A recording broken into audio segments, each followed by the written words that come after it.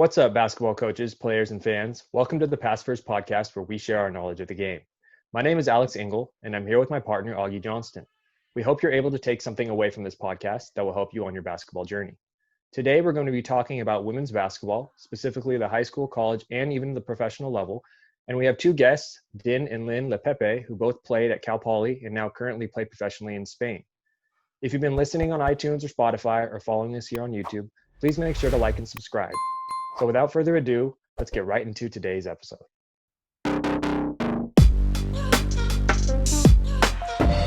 All right, welcome in everybody. Thank you so much for joining us. Today, as we talked about in the intro, we have two guests, Din and Lynn Lepepe, who are both currently playing in Spain. They're actually calling us right now from Spain, which is great. So thank you so much for joining us. We really appreciate you, coming on and giving us some insight from your end of the basketball world. So first things first is we like to learn a little bit about our guests. So I'll start with you, Din. Give me a little brief, 1 minute background on yourself and your basketball career. Yeah, thanks for having me. I'm Din Lepepe. I am from Camarillo, California. I went to Camarillo High School. I played there, graduated in 2014, and then received a full ride scholarship to Cal Poly San Luis Obispo, where I graduated in 2018. My first season, I played in Denmark overseas, and then my second and third season, I'm right now in Spain, so playing for a backseat role. Awesome. Okay, thank you. And then what about you, Lynn? Same thing as Din. I'm also from Camarillo, California. Went to Camarillo High School as well. We were league champs, I think 2 out of the 4 years we were there. And then we both earned a full ride scholarship to Cal Poly and graduated in 2018. After we graduated from college, we went our separate ways, finally, after playing for with each other for so long. My first season, I played in Melbourne, in Australia, on the Sunbury Jets. And then right after my season in Australia, I went straight to Spain and played in Baracaldo. And then once that season was cut short due to COVID, I came back to Spain and then playing with CV Hydras basketball team. And yeah. Awesome. And we're going to definitely get into the fact that you guys have been, our twin sisters have been growing up playing against each other. But yeah, I guess for me, yesterday I went and looked up some of your guys' stats in high school because I knew obviously, you both were good players in college and you had a full scholarship. So obviously I knew you had a good high school career, but I didn't realize, I looked it up, and correct me if I'm wrong, you both averaged like 20 and 10 your senior year, along with like a couple blocks or something, which I was talking with Augie, is like, can you imagine walking into the game, you're like, all right, so these two are going to go for 45 and 22 tonight, and you can book it. It's going to be in the stat sheet. Like, that's pretty incredible to have that type of experience, not only together, but each individually to dominate like that, So I guess my first question is then, were you guys kind of ultra competitive against each other growing up? Like, was it like that Reggie Miller, Cheryl Miller thing where you guys were beating each other up in the back, in the backyard every day, or how did that work? And Din, I guess I'll throw it to you first. Okay. Actually, we were just quietly competitive. It was more of our brothers and some of our sisters that would actually beat us up out on the hoops outside our house. So we weren't really, going at each other directly. It was mostly our siblings that first started that. But yeah, we're like super competitive when we're in the like practice environment, but on our own, not really. We just like to have fun and just enjoy each other's like company and just trying to get each other better each day when we were together. Talk a little bit more about that family dynamic there. So you had younger, older brothers, sisters, and was it you two versus them, or how did that work? Well, so we come from a big family. I'm number 8, Lynn is number 9, and we have 10 siblings all together. So it kind of started when we first started playing basketball. But, having that whole family dynamic has always been a thing of ours growing up. So I think that was always an advantage for us playing together. Yeah, that's cool. I think I've seen that so many times. If you were number 8 and 9, so you guys were the youngest ones, Yeah. and look how far you've come. And I've seen that happen in a lot of families where the youngest one Yeah. is always like the chosen one, right? Just because you're getting beat up on the court, Yeah. since day one. That's very interesting. Yeah. And did you guys, and I guess I'll ask you this one to you, Lynn. Did you guys, when you were playing, in high school, was it, like your whole careers, were you pretty successful? Were you pretty advanced, like from a young age, or was it something as like you got older, maybe later in middle school, high school, you started to really develop and kind of became where you are now? Well, to be honest, we really didn't start taking basketball seriously until maybe going into our junior year of high school. Our high school coach actually, like, he was always on us, like, from freshman year, telling us that, like, we need to get more practices in and, do extra work. And then we're like, in our heads, like, we come to practice, like, every day. Like, what else? Like, in our heads, we're like, what else does he want us to do? But he actually, like, sat us down the summer going to our junior year, because that's when we started getting looks from colleges. And, like, he was our high school coach, Michael Torrey Smith. He was the one telling us that we need to do, like, extra work. We need to not only come to practice, but we needed to start shooting outside of practice, getting extra shots up and working on our handles and everything. So I'd say it wasn't until going to our junior year that we started, like, really taking basketball seriously, like, and understanding how, like, where basketball can actually take us. So I think it was around that time we, like, really needed to, like, develop our game even more. Okay. That's actually kind of surprising to hear, because to start that late taking it seriously and to then have the incredible growth that you had in such a short period of time. I mean, obviously if you were already getting college looks, you were obviously a good player, but then to go to the level where you're at now, and most players, I think, you can tell me if you've heard the same, but most of the time it's like, oh no, I've been doing this since I was in 5th grade, and now I'm starting to get some D1 looks by the time I'm junior, senior year. So that's kind of incredible that you had such a short transition to that type of a level. But okay, so I know that area specifically, that Ventura, Camarillo area is like a hotbed for women's basketball, which I don't know if other people are listening and know this, but the only way I first found out is because when I was coaching at Cuesta and even playing at Cuesta, like VC, Ventura City College girls basketball is like ridiculous. And I don't even know if you know about this, Augie, but they had won 25 straight conference championships for 25 years in a row, or like 28 years, something ridiculous. And then they had won like 10 state titles. I think last year or the year before was the first time in 25 years that they hadn't won the conference. So I mean that, and they all use locals. The school pretty much uses only local girls, which is the crazy part. They've had a lot of girls go D1 and I mean all different levels. So that area, for me coaching at Morro Bay last year, we went down to a tournament in Oxnard and UC Oxnard High play, and like I think we actually watched Camarillo. I think it was Camarillo, and they have a girl that's signed to Fullerton, I believe. Or some, I don't remember if it was Fullerton. I think maybe it was UC Santa Barbara.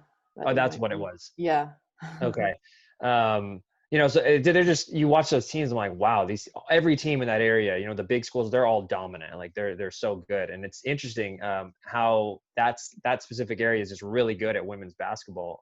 They produce a lot of talent. So for you guys, once you then, your coach talked to you and said, hey, you need to do more. What was it that really took you to that next level? Like, were you guys playing a lot of AAU? Were you playing pickup against other people, adults, to get better? Were you just doing a lot of skill work on your own? Like, what was it? And we'll start with you, Din. Okay. So during our time when when we first started taking basketball seriously, in our area, like girls basketball wasn't like super hot at the time. So we actually we actually traveled down south to LA, where we played for Cal Sparks, and that's who we played for AU with. We kind of had like a practice go at college basketball, and like having to travel and have to focus on schoolwork and basketball at the same time.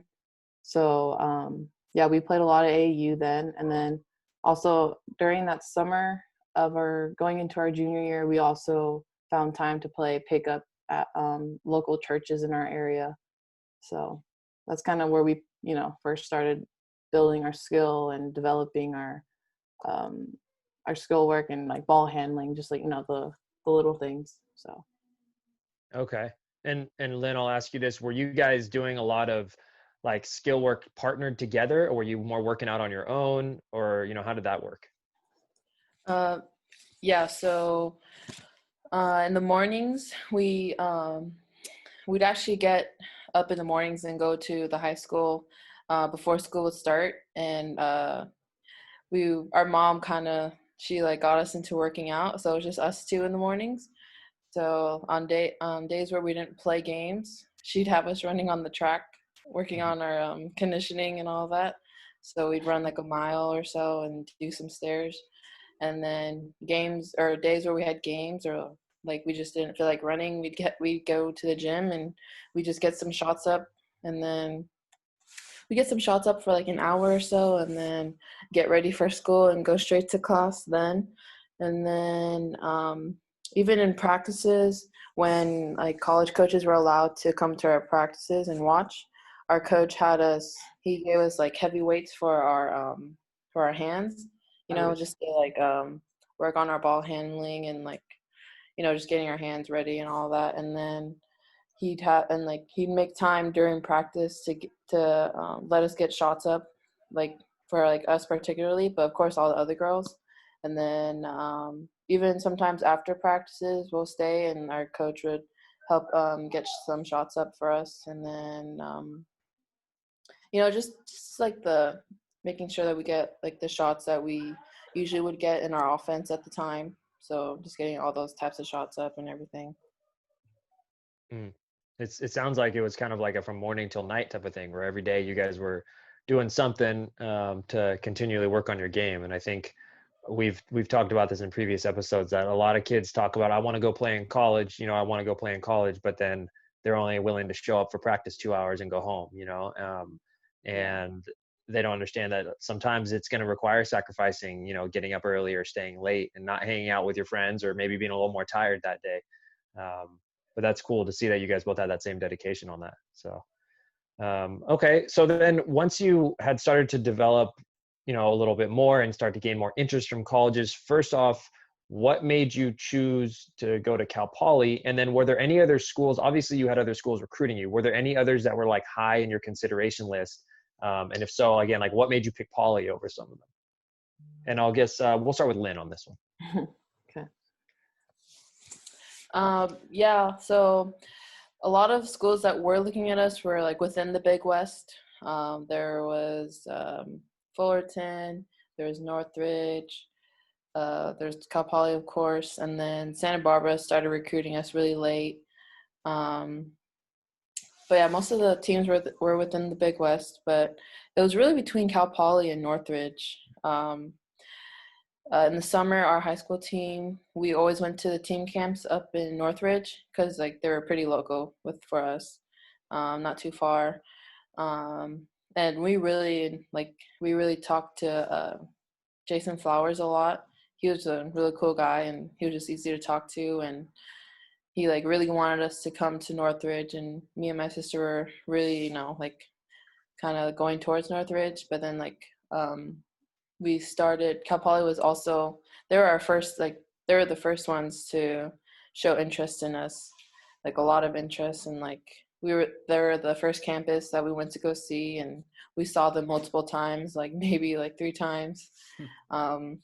I think just because the campus was like just so like beautiful, and like the coaching staff was like very welcoming, along with the girls that were on the team currently. I don't know, just like there was just like a really good like family environment with them. And I think also Firestone might have caught us and our families with that. So like every time we always went there. But really like the location and just like the whole environment, I think that's probably why we chose Cal Poly. Like it was not too far, not too close to home, and like the basketball and everything. Like I think we just like really chose it just because like the environment and just the coaching staff. Okay. And they had I don't remember. I don't have know if I have my years right, but I know around that time they had gone to the national tournament. Was that the same year that you guys were coming in, or was that It might before? have been the year before, because I remember they showed us like a video, like a YouTube video of like the whole thing of like the whole journey and all of that stuff. So I remember it was like part of the recruiting thing. Mhm. Yeah, I mean, you always want to try and go to a program that's especially recently been successful if you can. So that makes sense. Dan, had you guys decided that you were going to go to the same place? Was it kind of like we're going? This is a package deal, or is it like, oh, if we have to split, we split? Yeah.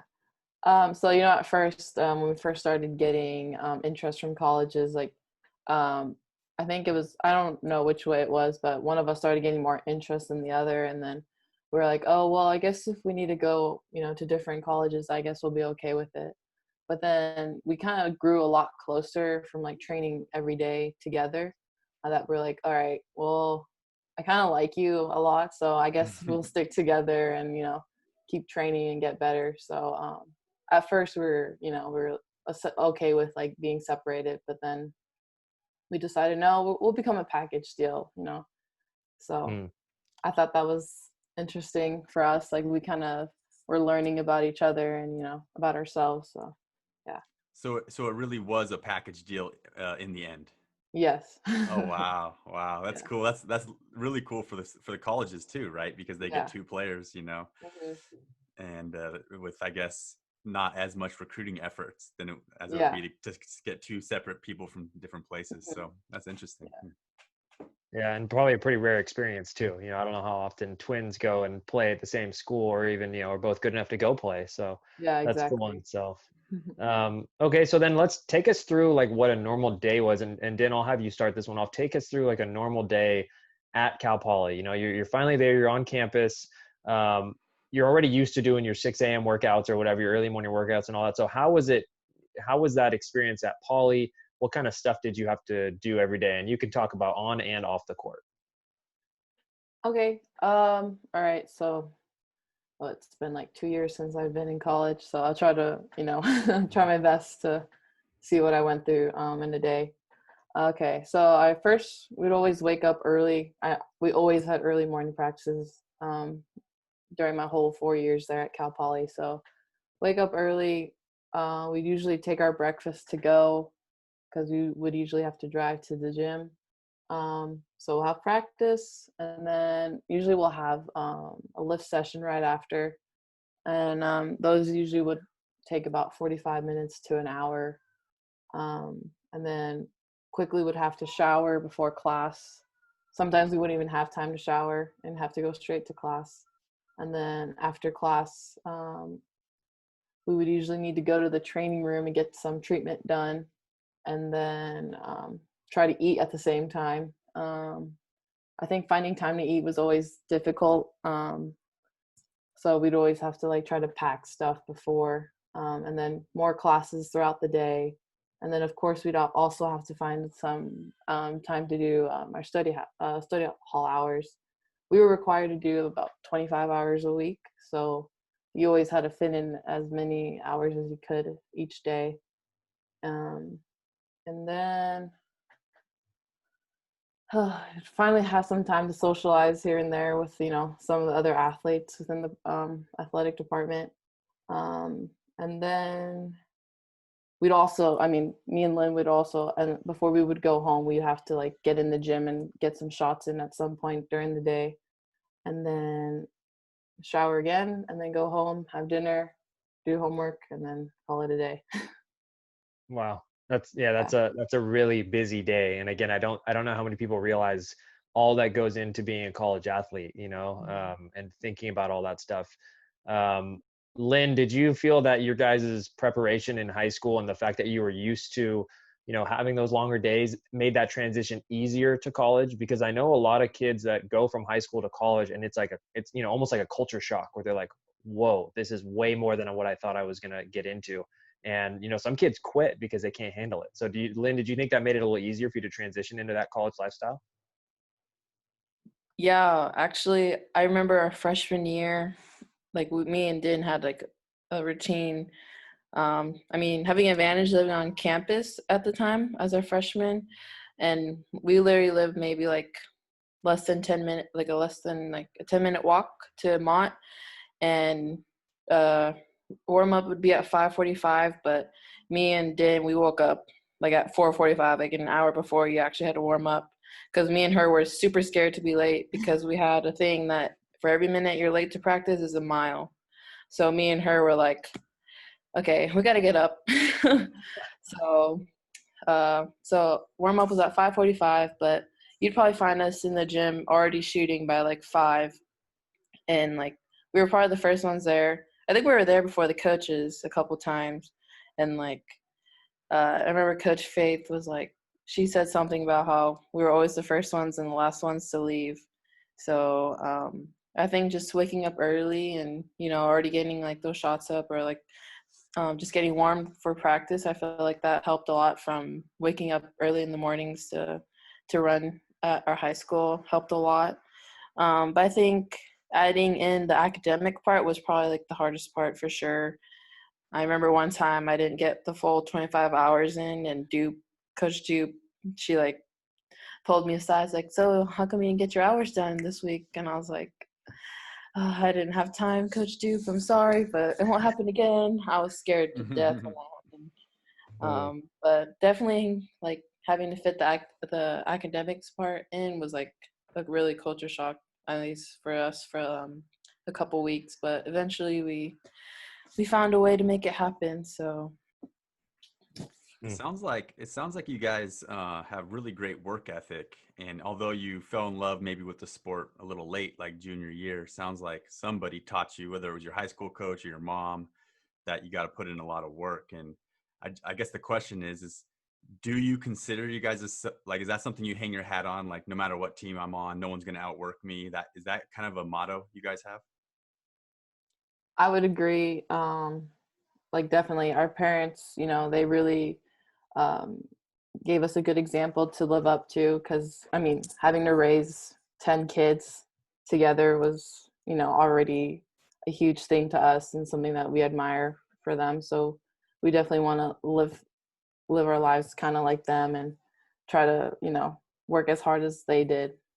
So That's cool. I think that the whole work ethic thing, and for players that want to be the best players they can be, like if you can just say, no matter what team I play on, I'm always going to be the hardest worker, then you'll always be one of the best players. And I think a lot of kids that aren't willing to do that, though, they're not willing to say like, hey, no matter what, I'm not going to let anybody outwork me. Because that's how I used to always think in my head, was like, as soon as I heard someone got up at 6 a.m., I was up at 6 a.m., yeah.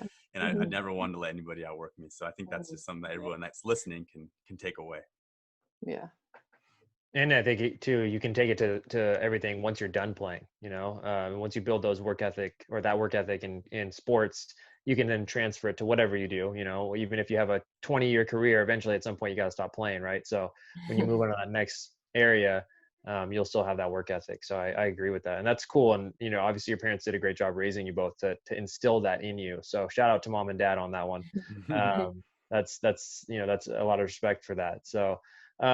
Now, and oh, by the way, Lynn, the mile for every minute late. So I do a suicide right now with my girls. I might have to up it to a mile. I'm gonna have to up it to a mile. That's brutal. I'm gonna tell them, hey, you know what? You want to be a D1 basketball player? We got to do miles now. So, Don't tell them who said that. yeah, maybe I'll show them this video and make sure I'm not just making it up. Yeah, it's proof, right? Yeah. So, all right. So what about, okay, let's get into a little bit of X's and O's. Dan, what did you guys run on offense? What was your guys' main offense at Poly? Did it switch over the 4 years that you were there, or was it pretty much the same the whole time? Oh gosh. I mean, I would definitely say it like kind of stayed the same, but we kind of just ran 4 out, 1 in. We kind of just played depending on like our strengths, and so I want to say like probably 2 of the 4 years, like we were just running gun, and then other years, we had very strong post play, and you'd always want to look inside. But I would say like my senior year, we like lived off like wing ball screens, coming off of those, and just driving the lane, kicking out to our shooters. But I mean, we didn't really have like a known offense for like other teams in our conference would identify as of us. I mean, I know in like at UC Davis, you know, they had their the Princeton offense, but for us, you know, it was just based on our strengths at the time. Was that 4 out, 1 in? Was that more of a pass and screen away type offense, or was it more of a pass and cut, or was it more of a ball screen, would you say? I would say more ball screens, definitely. Ball screen handoffs. Yeah. So was your post player be flashing high post to get catches and do handoffs, or would he be at the high post and run into ball screens? How would you guys get those ball screens? Usually the posts come up high posts for the ball screens, or if it's with guard to guard, you know, we'd have those handoffs. I remember me and Lynn would always be handing it off to each other quite often. So. Cool. Okay. And so Lynn, as far as the offense goes, what was one of the ways that you were able to like get buckets and find success in the offense? She said handoffs or something. So were you shooting threes off the handoffs? Were you getting layups? What? I was getting out most of the time. I'd get like the handoff and then just drive to the basket. But I feel like most of my scores came off of offensive rebounds. I felt like I was really like just the crasher and like getting like the team an extra possession and setting it up for like another either like ball screen or I don't even know another just a handoff or whatever it was. But I felt like I was more like just like the cleanup crew, I guess. Yeah, you can offer a lot of value doing that. That's for sure. And what about now let's flip it to the defensive side. Lynn, I'll ask you first on this one. What did you guys normally run defensively? Were you man, zone, switching everything? Like, what did you guys normally do? We were mostly in man. I felt like we, as a team, we always try avoiding playing zone. I feel like most teams, like they always get like their record-breaking 3-point makes or all that fun stuff. But yeah, most of the time we did man, and then especially if it was against Davis, we would press the heck out of them because they did not deal well with pressure, and I felt like we were really good defensively. We pressured teams a lot and forced a good amount of turnovers, and I think we would only switch if it was like really necessary because most of the time we worked a lot on making sure that we get over screens if they're shooters, but if they're not shooters, we'd go under the screens. But yeah, I remember practices like on like scouting for teams, like we didn't move on until we got it it was perfect that we went over the screens and all of that. So it was mostly just man. So you guys were doing a lot of like hedge and recover on ball screens. Am I understanding that correctly? Yeah. Okay. Did you guys ever run any like junk defenses, you know, where they do like, I don't know, we talked about like 1-3-1 traps or just stuff that you are I guess not junk, but non-traditional defenses. Did you run any stuff like that? I feel like didn't like a couple games we ran like some kind of triangle or like I don't even know. Do you remember like against Irvine or something with Green? I felt like we did like some kind Or like a triangle and 2 or something like that? Yeah, either a triangle and 2. Yeah, I think triangle and 2 is probably like the only different defense that we did differently. So I think we tried 1-3-1. Yeah. Like maybe once or twice, but and then we would try matchup zone. We would try it in practice, but never did in the game. Yeah. Probably Probably like there. once or twice. Yeah. Yeah. Like let's try this possession. Like, okay. Yeah, the matchup's tough. Like if you don't know it, you know, if everybody's not on the same page, it's tough to incorporate into run. So okay.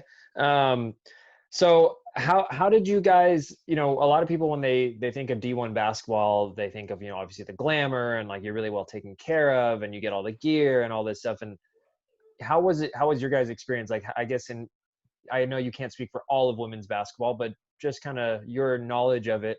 Do you feel like you guys were taken pretty well care of off the court? You know, how was that experience for you? Was it that typical D1 experience that people think of, or was it a little bit different?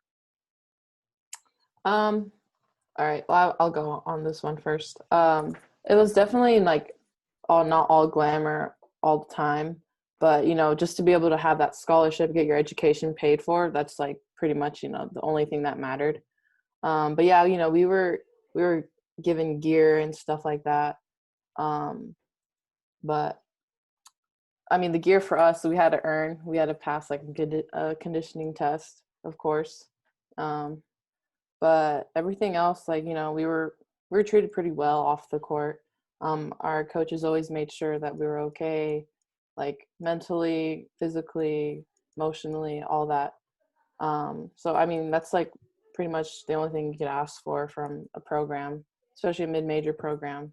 So I'm sure the big universities have much more to offer, but I think we were given a lot more than what we were expected in the beginning. So Did you guys take flights? Did you stay in nice hotels? What was your travel like? Most of the time we would travel by bus. The only time we really flew was to Hawaii. And then, but then actually preseason we'd fly. I remember our senior year we did a 5-day road trip to 5 different schools, and that was never again. Yeah, that sounds That was hard, a whole especially if you're playing games. Yeah.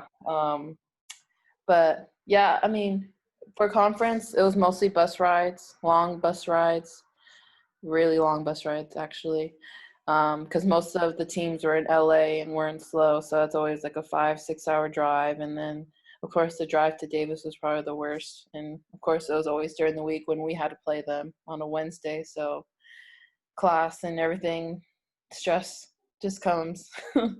But I mean, the hotels were, they're okay, but like they weren't like fancy and 5-star hotels. Like our team has a budget, and um, but I mean, I don't really complain too much, but everything's paid for, so I don't have to pay for anything. So that's always the positive outcome of that. So, but yeah, most of the times there's bus rides and Cool. all That's interesting. Yeah, I thought you guys might be on a few more flights than that, but sounds like you guys were taken care of pretty well.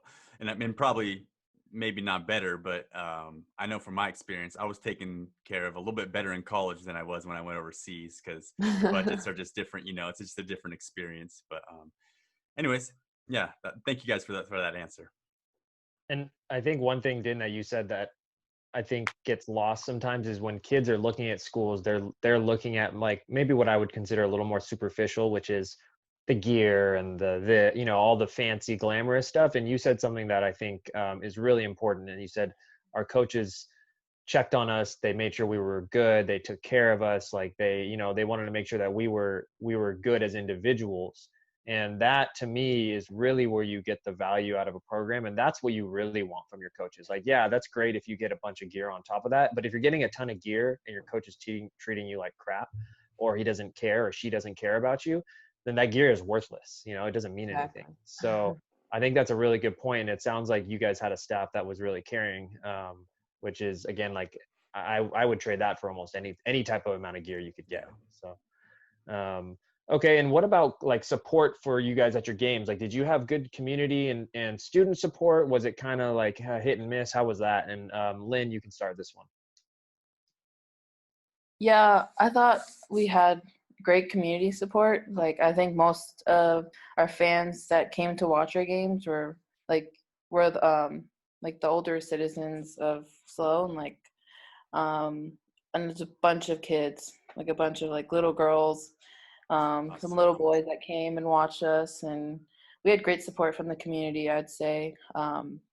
They always made the games and everything just so much more fun, and I actually enjoy and miss giving the high fives to the special needs kids that would wait by the door after games, whether it was a win or a loss. They were always there to give us high fives, and that just meant so much to us, especially if it was like after a loss. Like we can always like depend on them being there. And then within like the school, like student body wise, I felt like the sport wasn't always there, but like if we ever like advertise, free pizza, free t-shirts, great, whatever. Like you see like a lot more people there, but unfortunately it'd only be for like beginning or the first half of the game, and then once halftime came and we came back out, like there wouldn't be as many people there as much, but you'd always see the same fans of like from the community still watching and sitting there. And but like at the same time, like we appreciate who like anyone that comes and watches like women's basketball. So we appreciate like any like fan or anyone that comes through the door. Yeah, and I mean, let's just be real. When you go to girls' games, high school, college, the attendance is normally less for women's. But the thing I think that's cool, and you guys are actually part of this, is that that's changing, right? I mean, women's basketball become more and more popular. The stands are starting to fill up a little bit more and more every year, and all the girls that are playing right now. I mean, you can see it on social media too, right? There's these young social media prodigy girls that are coming up and gaining followings, and people are becoming fans of them, and they're going to be playing in these gyms soon and filling them up too. So it's just a cool movement that I think that's going on right now. Yeah, and someone I don't remember where I heard this, but they were talking about how like the WNBA in the really it started in the late 90s, right? And so they were talking about how attendance for the games or viewership for the games, right, is not comparable to the NBA. But they were saying, but this person was saying, well, the NBA started in the 1940s, right, like the late 1940s. So it's been around for 70 years. So if you were to compare the attendance at 1940s NBA games, you know what I mean, which is their beginning, to like the 1990s of the WNBA or whatever, you would probably see a similar trend where it didn't start off super popular. It takes time. So if you look at the WNBA in like 30 years, you may see that it's grown a ton, and the people that are watching it might grow as well, because it's really not that the sport is new, but the fact that there's a pro league in the US, an established pro league, is still relatively new. It's barely 20 years old. And I think that has a trickle down effect as you look at college and high school as well. So I agree. I think that you guys are going to be part of that. You're starting that movement of change as we're going to see more and more support for the women's game, which is hopefully what we're doing right here, right, is helping get some more support for it as well. Yeah.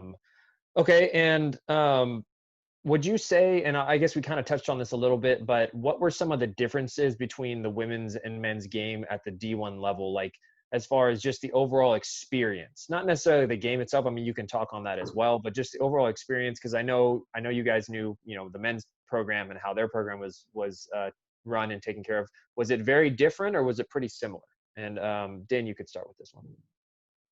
I would definitely think it was similar. I mean, we were both, I know like before the game begins, like the pregame, like we have all the lights turned off, like during our senior year, like we have the whole intro video with the jumbo screen and all that. So I would say it was similar. I mean, we just brought different fans to our games, but I think the experience would be the same. We have everything the same. The band is there for our home games and stuff like that. So I would definitely say it's similar. So I don't really know what like changes needed to be made so that that we both provide that same environment for both the men and women's games. But I think we were both given like the same opportunity to have the same environment that both programs would want at their games.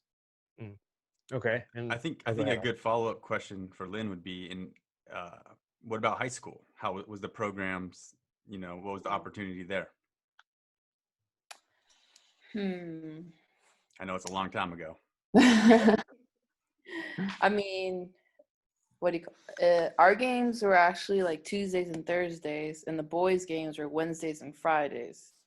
So of course there'd be more fans on a Friday night game instead of a Thursday night for a girls' basketball game. And so I think a difference, yeah. Yeah.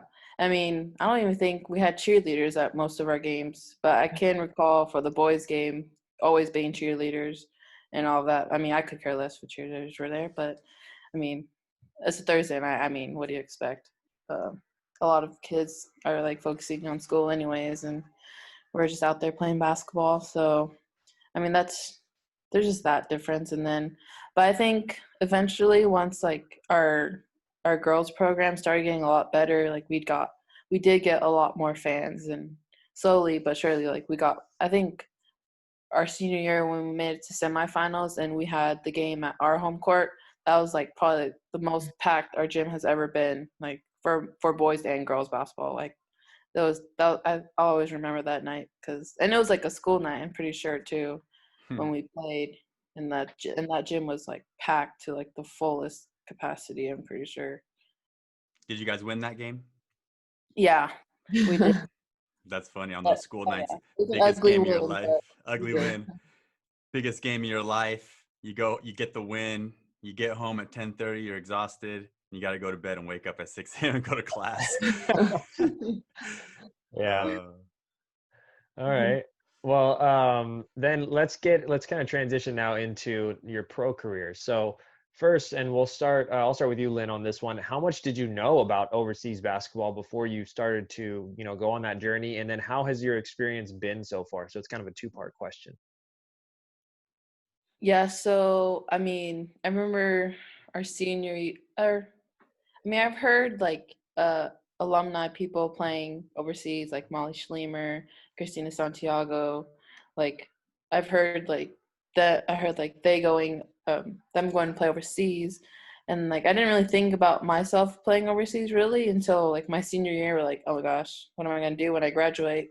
I'm gonna get a job, or am I gonna still play basketball? So I decided to choose the basketball route, and then fortunately enough, she was around. She was in SLO at the time when we were looking to play overseas. So me and Din, we went and asked her some questions and some advice about what we should do to play overseas, and she told us like how we should get an agent, and then kind of just get to know like our agent and ask them like what their goals are would be, or like what they would offer us, and like how we would get teams, or like where we would want to play and all that, etc. And then kind of just we I think we heard of this what is it, like combine in Ohio that we went and flew to. It was like during like the Final Four for women's basketball. So we went there and just got some exposure in front of agents, and there were some WNBA coaches there as well.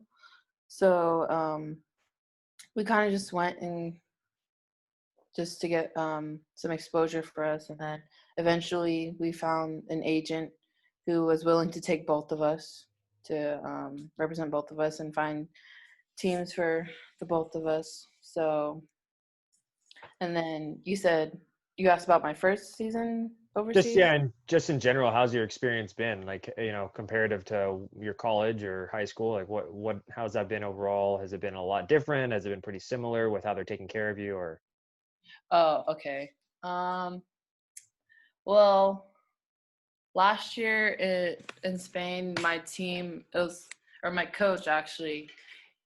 He was a different. It was a different kind of environment for me. Especially like the language barrier, that was huge. Like not being able to communicate, like um, like English, but into Spanish, that was hard. Because he understood a little bit of English, but like not too much, and I understood a little bit of Spanish, but not too much. Like I took Spanish in high school, but I only like remember just a few words here and there. But I mean, it's definitely different from college. Like, I, I don't even know. I'm gonna have to think about it a little bit so Din can go and share her. She can go first with that. Okay. My experience overseas so far, I would say that my first season, which was in Denmark, was probably a great first year experience for me. Definitely not the same as college, but I did stay with the host family. They actually became my second family by the time I had to leave. So that's something that I'm like super blessed to have, because I don't think a lot of people would be able to experience what I experienced. My first season, my team and I won the championship that year. Nice. So not a bad start. And then following season in Spain, I would say it was a lot better than what Lynn experienced. My coach, he has a lot of experience coaching. He coached in the national team for Spain. I think it was U18. So he knows his stuff. And our team, we have a lot of talent, or we had a lot of talent that season. But due to COVID, our season ended shortly. But now I'm back with the same team as I was that year. And we have a lot of returners and the same coaches. So we have a lot of we have a lot of experience and a lot of depth on this team. So I think this team now that I'm on will make a good run in the playoffs when the time comes. Nice. And I can say from personal experience playing overseas that your experience depends a lot on if you're winning or losing, right? If you're on a team that's winning, you're getting treated well, fans are loving you, everything's good. If you're on a team that's losing, it's the total opposite, where management won't look you in the eyes, like you're worried about everything, about getting sent home. So if you're on a winning team in Denmark, living with the host family, getting dinner cooked, that sounds like a great experience, Yeah. But yeah, I mean, it's a challenge, definitely. I think, I'll say it, playing in college and then going overseas, like your expectations can't be too high that all of a sudden, I'm going to get all this gear. I'm going to get, you might not even have a trainer, to go to and get ice afterwards. So you definitely got to be ready for that. But I think the positives definitely outweigh the negatives as far as, the experience of being in another country and getting to play basketball and all that stuff too. So definitely something you can't take for granted. And it's hard to say anything bad about anyone's experience overseas unless you're treated unfairly. Yeah. I mean, not that I have personal experience with it, but I feel like we've had the same sentiment from a few other people that have come on here, that it's going to be different, but you can still get a lot out of it. So, okay. Well, we'll get you out here on this last question here. And I'll start with you, Din. If you had a piece of advice for a girl that's coming up, maybe she's middle school or high school and she's like, hey, I want to play in college, or beyond, what would that advice be? Okay. If I were to give advice to a young girl that's, ambition to play at the highest level, I would definitely tell her to just be the hardest worker that they could be. Don't let anyone outwork you. And just remember in the end, just to be a good person. Coaches, of course, want a good basketball player, but I'm sure in the end they'd rather be able to have someone to coach a good person. So that's such good advice. That's such good advice. And sorry to cut everybody off here, but I just had to chime in on that because I feel like as every year when my season would end overseas and I would look for a new team, I felt like a lot of times I would get these offers from these teams solely because I had a good reputation on being a good person and being a good teammate. And when the coach says to, hey, would you be willing to coach this game for our youth team tomorrow? I would say yes. When a lot of Americans come over, they're kind of stuck up and they'd be like, are you going to pay me or something like that, So I think that's great advice. Just being a good person, it'll take you far. Yeah, exactly. Yeah, I agree. And what about you, Lynn? Definitely like kind of just similar to what Din said, like make sure that what you do, like you put like 110% effort into it. That also at the same time, like you want to make sure that you're having fun. Like don't make it seem like work.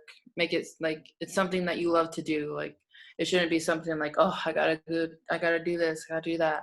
But just kind of like, oh, I get to do this. Oh, it's time to work and all of that. And just kind of just being a good teammate. I mean, yeah, you want to be the best, but you also want to make others around you like better at the end.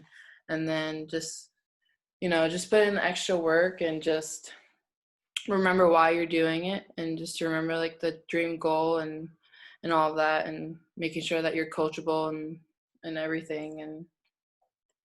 But just to give it your all. I think that mentality is similar between both of you and has obviously served both of you really well, because you are where you are now. So I mean, thanks again, both of you for joining us today. It was great to have you on and for me to be able to see you guys, because it's been a while since I've seen you both. But yeah, thank you again for joining us. Thank you again for having us. Oh gosh, we just said the same thing. That's that twin thing. Well, and thank you for everyone else watching at home. Thank you so much for joining us as well. We really appreciate it. If you're watching on YouTube, make sure to like and subscribe. If you're listening on iTunes or Spotify, you can subscribe there as well. We come out with a new episode once a week, and we hope to see you guys in the next one. Peace.